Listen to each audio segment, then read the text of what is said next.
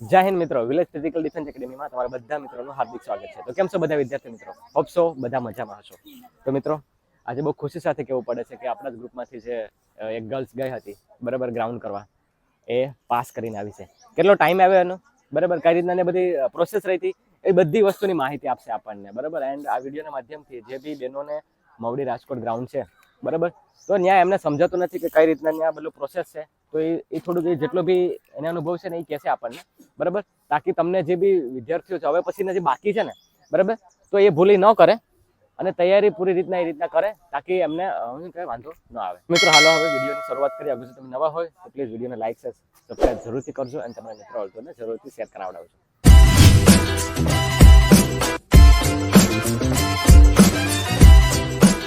તો હવે આપણે હિના પાસેથી જાણીએ. તો હિના, પહેલા તો તારું નામ કે ક્યાં મતલબ તૈયારી કરી હતી?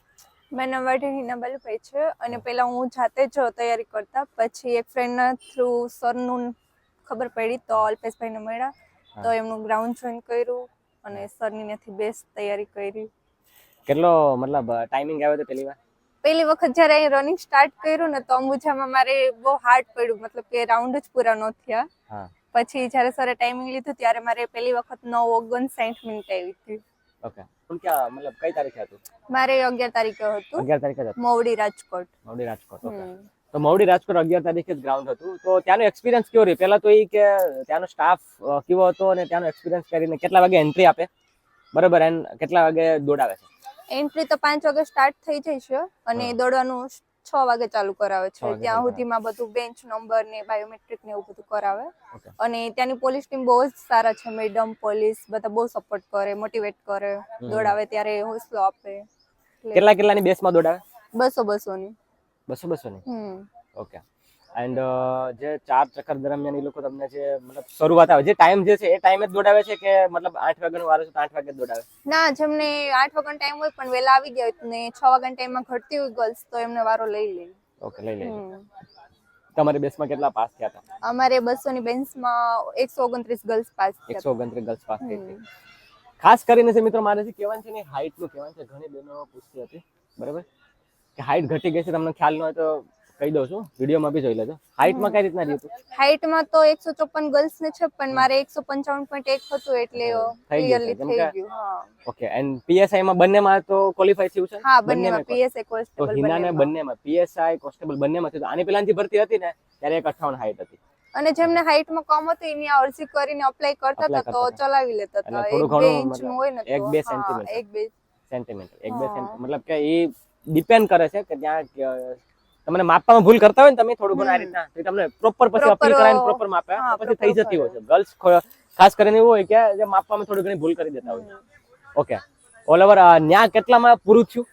મારે ત્યાં 8:47 ટાઈમ આવ્યું. 8:47 બહુ સરસ વાત કહેવાય અને આપણા માટે પણ ગર્વની વાત કહેવાય કે 8:47 માં ફિનિશ કર્યું છે હિનાવે. એન્ડ અહીંયાનો ટાઈમિંગ આવ્યો તો 9:59. હા, 29. જ્યારે પહેલી વાર ટાઈમિંગ માપ્યો તો ત્યારે શરૂ નતો કર્યો ત્યારે કેટલો ટાઈમિંગ હતો? ત્યારે 10 મિનિટ. 10 ઉપર. 10. હા, તો ત્યાંથી એમને કવર અપ કર્યું 8:47 ની અંદર મિત્રો. બહુ એટલે બહુ ગર્વની વાત કહેવાય, બહુ ખુશીની વાત કહેવાય ગર્લ્સ માટે કે તમે ચિંતા નહીં કરતા. મને ઘણી ગર્લ્સનો કમેન્ટ આવે છે, મેસેજ આવે છે કે સર અમારે તો 10 મિનિટમાં અમે જાવું કે નહીં જાવું, અમારે તો 10:30 આવે જાવું કે ન જાવું. તો એના માટે બધી એક જ સંદેશ છે કે તમે જેટલા બી દિવસો બાકી હોય તમે જો કોઈ બી રીતે પણ એવું નહીં વિચારતા કે મારે એટલો ટાઈમિંગ આવે તો મારે નથી જવું, એવું નહીં વિચારતા. તમે ત્યાં કદાચ શું કહેવાય કે તમે જોયું છે ને કે ઘણી છોકરીઓ એવી કે જે પહેલી વાર દોડે છે છતાં પણ પૂરું કરે, તો તમારે જવાનું છે. તમારે કોઈ બી હાલતમાં એવું નથી વિચારવાનું કે મારે નથી જવું, જવાનું છે જ. ઓકે, તો હવે આગળનું શું પ્લાનિંગ, શું સ્ટ્રેટેજી છે હવે રિવિઝન, રીડિંગ. તો હવે તો એક્ઝામમાં જ બાકી છે એક્ઝામ માટે બરાબર. હવે જોઈએ છે કે હિનાને એક્ઝામમાં એ કેટલું પરફોર્મન્સ કરી શકે. હવે એના ઉપર છે, જેટલું બી મારું કામ હતું ને ગ્રાઉન્ડમાં એ મેં કરાવડાવી દીધું બરાબર. હવે એમના ઉપર છે કે હવે એ કેટલું કવરઅપ કરે છે ને એ મહેનત કરશે તો એ ડેફિનેટલી ખાખી આ વખતે પહેરશે જ બરાબર. તો તમે પણ જે બી વિડીયો આપણે જોઈ રહી છે બેનો બરાબર કે એમનો ટાઈમિંગ છે તો એવું કહીશ તમને કે ચિંતા નહીં કરતા બરાબર. રનિંગને ચાલુ રાખજો. જે વિડીયો મેં જે બનાવ્યો છે વર્કઆઉટ વાળો, કદાચ જો અહીંયા તમે ન આવી શકો ને તો તમે ત્યાં બી ગ્રાઉન્ડમાં કરજો. ન સમજાય તો મને પૂછી જોજો બરાબર.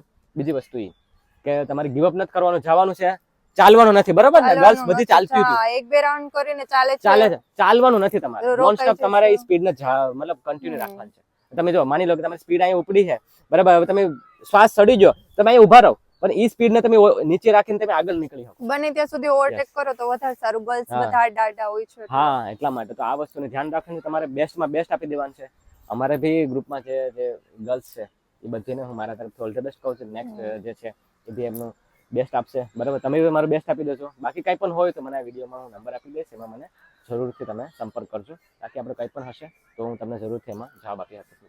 બાકી એટલું જ હતું. કોંગ્રેચ્યુલેશન વન્સ અગેન કે પૂરું કર્યું છે સારા ટાઈમિંગ સાથે, and all the best for the exam બરાબર. બેસ્ટમાં બેસ્ટ આપજો એક્ઝામમાં. ઓકે મિત્રો, તો બસ એટલું જ હતું. મળીએ પાછા નેક્સ્ટ વિડીયોમાં. ત્યાં સુધી મને રજા આપો.